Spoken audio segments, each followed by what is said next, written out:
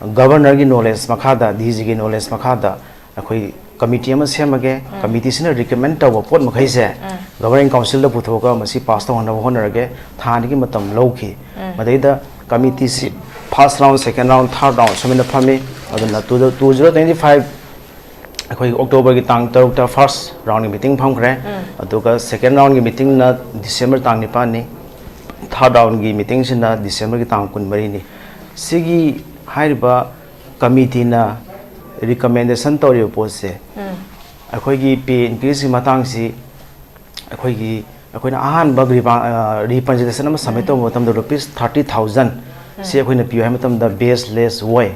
noi basic pay leite aduna yamna lam khalaga si noi to ba yaro habadagi maina akhoi gi daily wages gi skill labor department law gi matang da si akhoi gi lupa samri ga marfu daily sira saraga de lupa lising ohong samapan si waraga di yani aduna mathang mathang haira posi noi gi wakat khuding mak sidi popular government larikan the assembly the pass thoroga noi gi service terms and conditions lain tawbiya ni habadagi akhoi adumani yana raga understanding makha tawhibani hujik si third round committee gi meeting phangre recommendation si moi first round second round phudi minus of meeting ji sign tawi adu third round gi minus of meeting sign tawdri moi gi authority sing dagi masi recommend tawna bagi ayaba ma hani yengkhine habadagi aduna January tha sidai order thokane habani sigi January tha mamang sidagi yani harakuna some extension tawpuse akhoi si thamoi da nungnang poeba popular government lakpa ngai bra makhoi di insal lamaga moi tongana waisang da gane khallabra na sum khanjaleba aduna di hai pusi akhoi da wahalliba moina January tha da thokane habase akhoi na madu chin na orel habi yaroi memorial da understanding MOU ma sign tawne sai da su madu ngamdre authority na tre de governor da gi madu instruction lagte na aduna masi yamna akhoi da January haibana hoisal be tha January ni government council ato phambiro any crisis riot na tholok taraga di governor yam thon phangane ba adu BDF city yamna hanthaba thakini na moina action toraga na akhoi na madu disengage tawni hayo ani SP sing da DG da instruction tawhalle ba moi thau thada kan hayo pya government ni hojile isi gaina dadi government na tawbang amasing do tawbang amabani na moina akhoi bu yamna hanthaba look down tori sidi adum kakcheng na bhoba ongkhala si haiba ma leibani na akhoi so dum thengrakani si hauzik fawda su government amadi maridene ba courting da su wakayam su wakat crazy ba mun su panbi kre but adubu 2022 da pirakhiba response to natna hauzik fawda karigumba response amata pirak chuko but adubu 22 da pirakhiba response da kogi point akogi kenoni yari base mapan ni yari base hariba point mapan si mapung fana fully mapan simak implement tawrabra habisu question amakani kamai thamsi point mapan si da implement tawse kogi annually rupees 500 si increment si nataba atai remaining sing si di hariba kai tare hoji hode implement ang tawdre si tawna bai khoina hairaga so masi pangthok pangam dana leiri adu makhata na akhoina so grievances me ama government authority da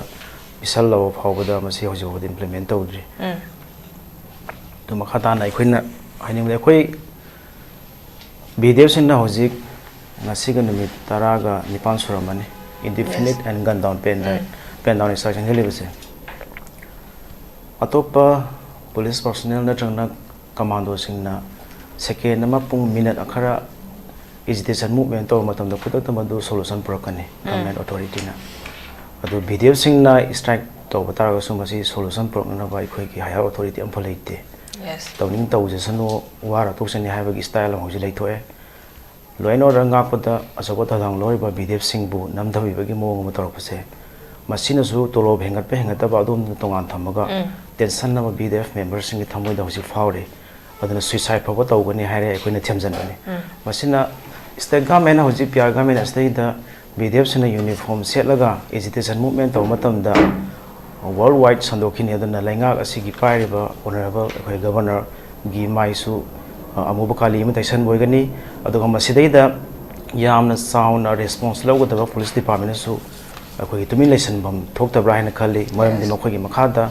loina oranga kuda asoba thotang lori bani masi kudam singdi police na tawada bathau to BDF to halle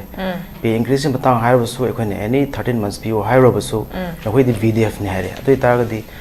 as per recruitment rule gi matungina BDF se magi laikai local द मदुगी any anti social elements protection तौना वाइदना repeat तौगिबनी अदुबुदी हौजिकता मका police department खुदिमक्ता station द आउटपोस्ट द गवर्नमेंट की ऑफिस बिल्डिंग vital installation के आदा मसी guarding तौरगा दुगा red zone buffer zone area दा अखोगी central armed police force ना तौगदबा थबक अदम होजी सुगुनोगी area Imphal east west Kakching हारिबा red zone buffer zone अदो hill district के area सिंगदा सुम्बा protection तौर लेरे अदो central armed police force अमगुम तौरे अदो होजी अखोगी search and cordon operation अयम अन्नगा नाहवलगा armed police force central की अदुगा manipur state CDO Singh अदुगा police manipur police के कामबो MRARB BDF सुमैन तौरगा पुबीरी daily morning evening naka checking तौबदा BDF सिंह scenery सुमैना ADP तौबदा scenery frisking checking तौरिबा मयाम सिंह द BDF सिंह जाउसि लोइना use तौरे अदो इतागदी मागी फंगिबा तोरबसिगा पीरिबा ड्यूटी दुगदी साना तबदगी मरम ओरगा अखोइसी एजिटेशन मूवमेंट अमा अखोइन पॉपुलर गवर्नमेंट लेरिंगे देसो अखोइ तानो लापनी होइसु पियार गवर्नमेंट लेरिंगे देसो ता लापनी अदो सिगी मतंग द क्लियरिफिकेशन अमा थमंगे मसिद पुलिस डिपार्टमेंट अम द गवर्नमेंट अथॉरिटीज ने अखोइ द लान उबम ले नखोइना एजिटेशन मूवमेंट तोबसि पियार गवर्नमेंट लेरगा हेक्ता नोइगी डिमांड से फंगलगनी हेना खलगा तौब्रा पियार गवर्नमेंट दी हेक्ता डिमांड भी गाइना खलगा क्वेश्चन तौरे अखोइ नो अखोइ पॉपुलर गवर्नमेंट लाइरिंगे दगी अखोइ एजिटेशन मूवमेंट से तुम तौरपनी पंगई द अखोइ ट्रेनिंग तौरिंगे दगी मूवमेंट तौबा होरखरेबा मद अखोइ द पीरिबा फैसिलिटी अखोइ राशन मनी दुन साराबा सिंजाक दगी डेली अखोइ सुपर फाइन हवाई मरु उद फंगदबा अखोइ अदुदगी थ एजिटेशन तौबा होरखरबने अदुन मतम मतम की पॉपुलर गवर्नमेंट पालिंगे मतम दगी अखोइ मूवमेंट तौरपसिदैदा अखोइ कांगी गाड़ी रथजात्राई गाड़ी गुमने गवर्नमेंट से इल्लगा चेनबा इंदगे तुमिन लेबा अदुन स्ट्राइक से एजिटेशन से मूवमेंट तौरगा पीएसए लुपा लिसिंग महाप संगा हाप सुमिना सत्रुक हाप तौरगा लिसिंग निपांग संगा फांगपनी अदुदगी गवर्नमेंट की ओएम थोपदगी इंक्रीमेंट संगा संगा हापखिबदगी दी होजि लिसिंग 10 को संगा फांगे हाइबा लिसिंग 10 का संगा सिनती कमेने इमुंग मनु मेंटेनेंस तौनी अखोइना आर्म फोर्स ने यूनिफॉर्म पुलिस के सामान से लगा युमदना अखोइ लुपा लिसिंग 10 संगा सिना मेंटेनेंस तौबंग अमुक्तबदगी अखोइसि सुमिन एजुकेशन मूवमेंट तौरपने अदन ngasai ai wari deida government पियार गवर्नमेंट लेरबसु पॉपुलर गवर्नमेंट लेरिंगेदसु अखोइ एजुकेशन नि समाने अदना पियार गवर्नमेंट पालिबा गवर्नमेंट अथॉरिटी सिंग अखोइदा सुम क्वेश्चन हांगबस याम लाइबक थिबनी अखोइदि पियार गवर्नमेंट और पॉपुलर गवर्नमेंट अखोइदा मदुगी डिफरेंट लाइते अखोइ डिमांड दि होजि तौरिबा डिमांड अखोइगी डिमांड सबसाबा अखोइगी पे increase तौबियु अदुगा section 17 read with section 18 अखोइ इंटेन section 1861 की मतुंगिना सिगी अखोइगी सबसाना मसिगी सर्विस इम्प्लीमेंट से तौबियु हाइवा पोस्ट दैनी अदुना मतम दैदा पिया गवर्नमेंट नाहारे अखोइदा नखोइगी ग्रीवांसिंग सि पॉपुलर गवर्नमेंट लेरिंगे दि कई तौबी हाइबदि अखोइसि फाइल अथाम सेमगा अखोइ पॉपुलर गवर्नमेंट लेरिंगे तौखिबा सिंग ग्रीवांसेन सिंग सिनी हाइना सबमिट तौवे अखोइना आहान मूवमेंट एजिटेशन तौबा हरपद गवर्नमेंट अथॉरिटी ना अखोइदा मरु तौगनो नखोइगी पोस्टिंग अदो अखोइ थानिगी मनुंगदा within 2 months we should be